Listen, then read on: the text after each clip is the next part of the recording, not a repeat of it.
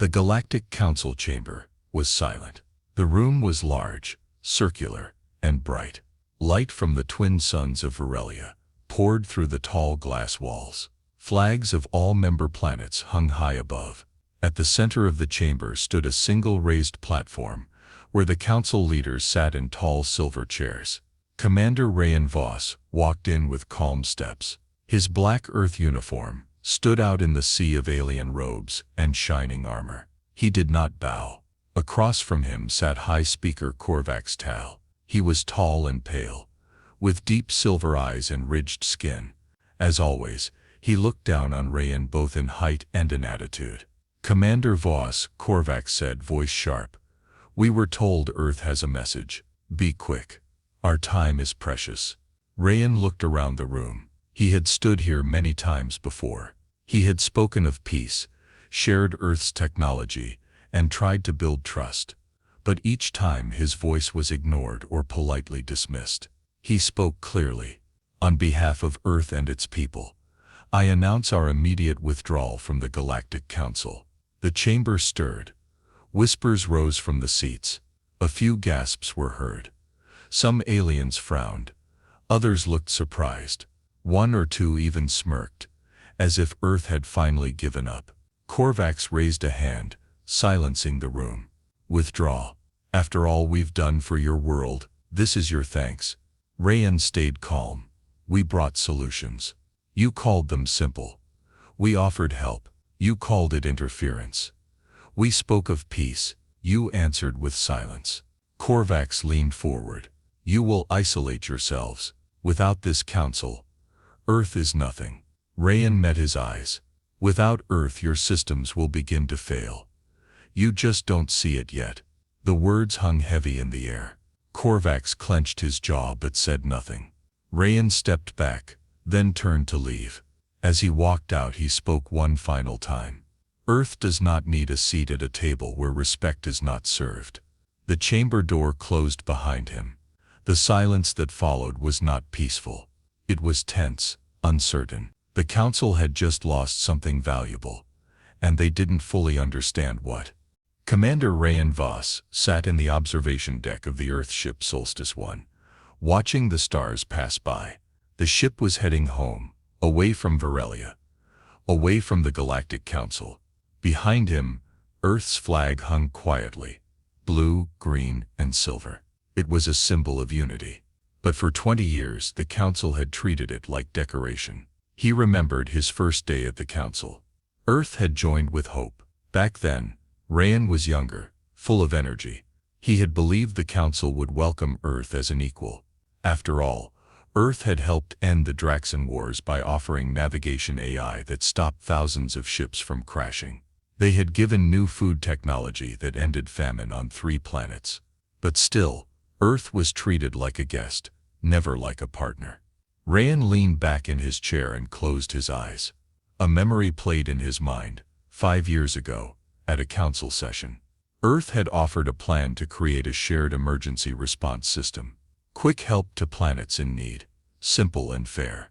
Korvax had smiled politely and said, "Perhaps when Earth gains more experience." The council had voted against it. One by one, the member worlds followed Korvax's lead.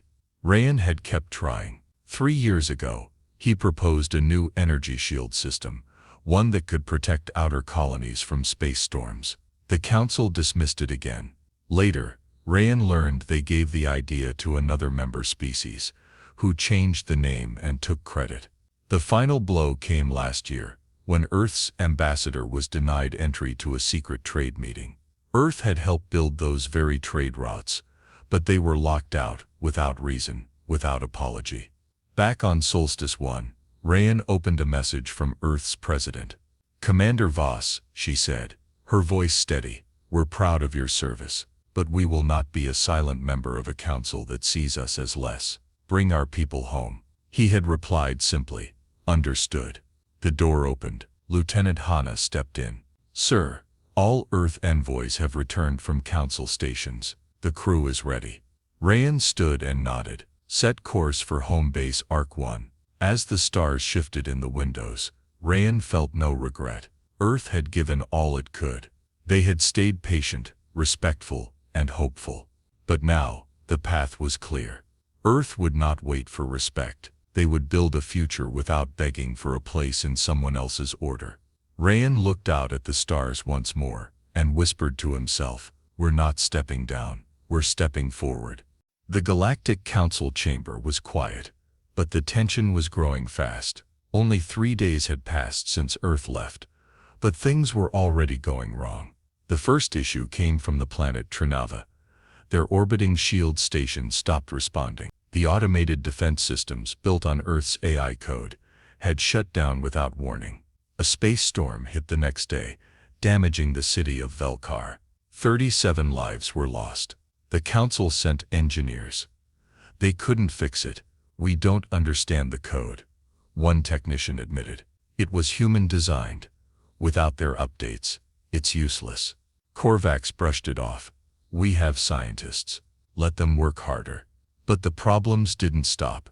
The medical hub on Zereth Prime lost access to its disease control system. Earth's antivirus protocols had kept the planet safe from over 200 known infections. Now strange fevers were spreading. Ships were grounded to prevent outbreaks. At the same time, the galactic trade grid began showing errors. Ship schedules vanished. Payment systems froze. Entire trade routes were delayed. It became clear, Earth systems weren't just helpful. They were essential. In a private meeting room, several council members confronted Korvax. "You said they were not important," said Chancellor Drea of the Euronians. "But everything is falling apart." Korvax's face was tight with frustration. "We relied too much on one world. That was a mistake. We will correct it." "By doing what?" Drea asked. "Guessing how their systems work. Earth didn't just give us code. They kept it running, quietly, always." Another leader from the planet Solinar added, "We never treated them like partners. And now they've left." Korvax stood. "Enough. We are the Council. We have power. Earth will come back once they feel alone." But even as he spoke, more messages came in. Pleas for help, technical failures, emergency alerts from member planets. Far from the chamber, in the dark corridors of broken stations, engineers tried to reboot systems they didn't understand. Lights flickered, shields failed, food processors slowed down. One message came from a distant colony, requesting Earth support. "Local systems down, no backup, urgent." The message received no answer. Earth had gone quiet. For the first time in decades, the Galactic Council felt weak. Not from war, not from enemies, from ignorance. They had lost the one voice they had never truly listened to. Commander Rayan Veo stood at the command deck of Home Base Arc-1, Earth's largest orbit station. The station floated above the blue curve of Earth, shining like a steel beacon. For the first time in years, he wasn't looking outward for approval. Now Earth was focused on its own path. Around him, screens lit up with messages, not from the Galactic Council, but from other civilizations. Smaller species, isolated planets, independent groups, all reaching out. The message was the same. "We saw what Earth did. We want to talk." Earth's withdrawal had made a statement louder than words. It said, "We won't be ignored anymore, and we're not afraid to stand alone." Rayan sat at a round table with Earth's top diplomats, scientists, and military leaders. On the screen before them were representatives from planets that had never been invited to the Council. Some had been rejected. Others had given up trying. One was Nalor, a desert world rich in rare minerals. Another was Juno 4, known for its advanced memory tech. There were even voices from refugee colonies, long left out of peace deals. Rayan leaned forward. "We are not building a new council. We're building a network. Equal voice. Shared knowledge. No ranks. No silence." A Nalor elder replied. "That is all we ever asked." Within days, Earth formed the Unity Network. A simple but powerful alliance. No voting blocks. No grand chamber. Just communication, technology sharing, and mutual defense. Systems were already being tested.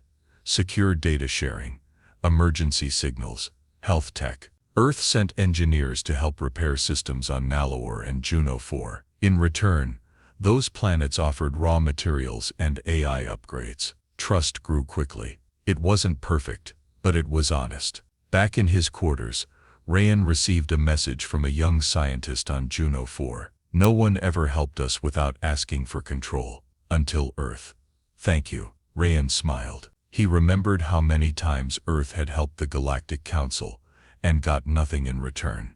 No seat, no credit, no respect. Now, Earth was helping again. But this time, it was on their own terms. Lieutenant Hannah entered the room. Commander, another planet wants to join the network. They say they've never spoken to anyone outside their system before. Rayan nodded.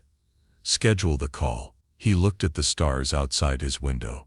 The same stars he once looked at from Virelia's council chambers. But this view felt different. It wasn't filtered through pride or politics. It was clear. Earth had spent years waiting for respect. Now, they were earning it by leading with action, not permission. Rayan whispered to himself.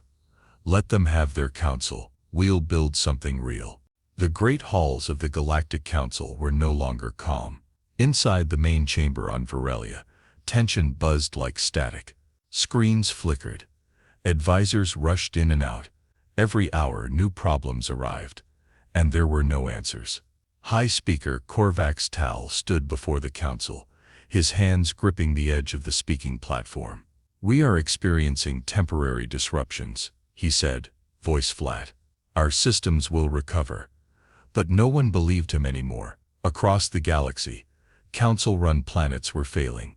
On Lurian 5, water filtration systems stopped working. People drank bottled reserves, while engineers tore apart machines they didn't understand. On Veltara, a farming world, crops began to rot. The climate control systems gifted and maintained by Earth had broken down. On the Shun station, the outer trade hub, the power grid collapsed. Ships were stranded in orbit, and panic spread through the docks. Inside private council meetings, the truth was being whispered aloud. This is bigger than we thought, said Chancellor Drea of Veronia. Earth's systems were everywhere. Another leader, Lord Tyrann of Solinar, leaned forward. It's not just their tech. It's that we never learned how it worked. We treated them like servants. Someone else added quietly. And now we don't know how to survive without them. Korvax stared at the floor. His pride, once sharp like a blade, now felt heavy like stone. They left because of disrespect, Drea said. Not because they wanted power, but because we never gave them any. Korvax didn't reply. Then came the final blow. A private message from Juno 4, a non-council planet, leaked into the chamber. It was meant for Earth's Unity network. Thank you for restoring our power grid. We choose Earth's alliance over the council. Gasps filled the room. It was the first public defection. Soon after, more messages came in. Quiet, nervous, secret. Other planets were asking to join Earth's network. The council wasn't just crumbling. It was being replaced. Later that day, Korvax stood alone in his private quarters, watching a star fade behind the horizon. For decades, he had believed strength came from control. He had seen Earth's patience as weakness. But now he saw the truth. Respect was the real power, and they had none left. He turned to his console and opened a secure line. Send a message to Commander Rayan Vos, he said. Request. No. Invite him to speak. The aide paused. An invitation, sir. Korvax nodded slowly. Yes, and this time we will listen. Commander Rayan Vos stepped onto the landing platform of Virelia. This time there were no guards waiting. No banners. No welcoming speeches. Just silence. A soft wind blew through the empty airstrip. Rayan walked forward, his boots echoing on the steel floor. Behind him, Lieutenant Hannah followed closely, carrying a small case of documents. Neither of them spoke. It had been weeks since Earth left the Galactic Council. In that time, their new alliance, the Unity Network, had grown stronger. More than 20 planets had joined. Systems were being repaired. Trade was flowing again. Now the Council had invited Rayan back, not to return but to talk. Inside the chamber, The change was clear. No one sat tall. No one smirked. The usual proud voices were quiet. Screens were dark. Flags hung still. High Speaker Korvax stood at the center, waiting. Rayan approached calmly. He didn't bow.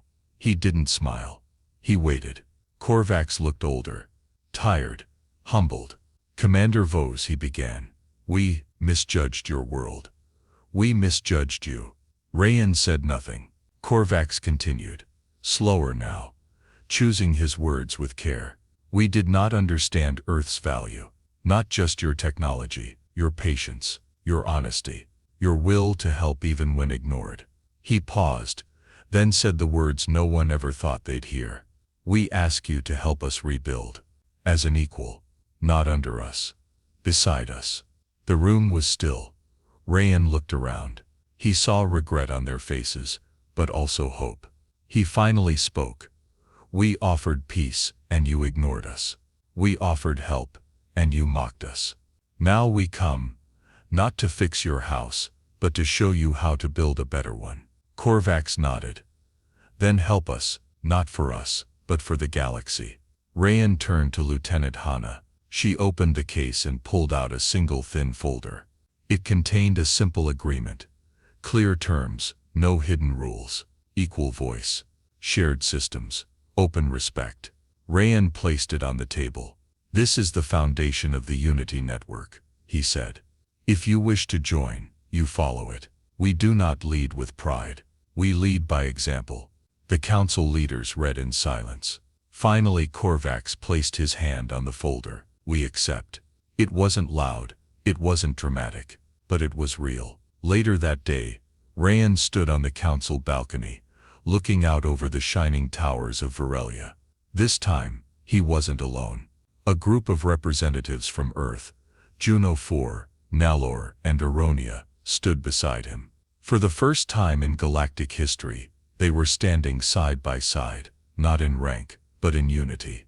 Rayan didn't smile much, but he felt peace in his chest. Real peace. Not the kind written in treaties, but the kind built on mutual respect. Earth had returned, not to follow, but to walk forward, with others.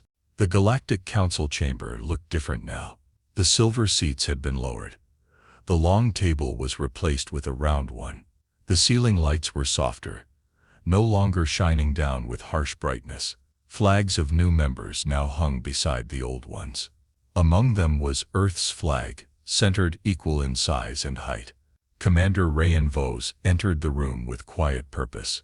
He was not here as a guest, not as an outsider. He was here as a partner. The Unity Network had grown stronger in just a few months. More than 30 planets had joined. Former council members, once silent or proud, now spoke with honesty. Systems were being rebuilt. Broken trade lines were reconnected. Food, medicine, and knowledge flowed again, not controlled, but shared. Rayan walked through the chamber, passing leaders who now nodded in respect. Not because they had to, but because they meant it. Korvax Tal was no longer High Speaker. He had stepped down willingly. In his place stood Chancellor Drea, who believed in cooperation over control. She greeted Rayan with a simple handshake. Today we complete what should have started long ago, she said. Rayan nodded. No more walls, only bridges. A new agreement was signed. Not just between Earth and the Council, but between every member, old and new. It promised equal voice, shared effort, and open access to knowledge and support. No more secrets, no more ranks. As the document was signed, the chamber filled with soft applause, not loud, but warm. Later, Rayan visited the Unity Hall, a new center built on Varelia, where people from all planets could meet, learn, and work together. Inside, students of different species studied Earth's engineering methods. Earth's doctors trained others in human health tech. Artists painted new murals, images of unity, balance, and trust. Outside, in the garden built by Earth's botanists, Rayan sat beneath a tall tree. Its roots were planted deep, strong, and steady. Flowers from different worlds bloomed around it. Lieutenant Hana joined him. We never needed to lead, she said. No, Rayan replied. We just needed to be heard. He looked up at the sky. Ships moved quietly between planets, carrying aid, supplies, and messages of peace. This time, it wasn't forced. It wasn't controlled. It was real. Strayan stood, one last time, and placed a small stone at the base of the tree. On it, the words peace through respect, strength through unity. The wind blew gently, and for the first time in years, it carried no weight, only hope.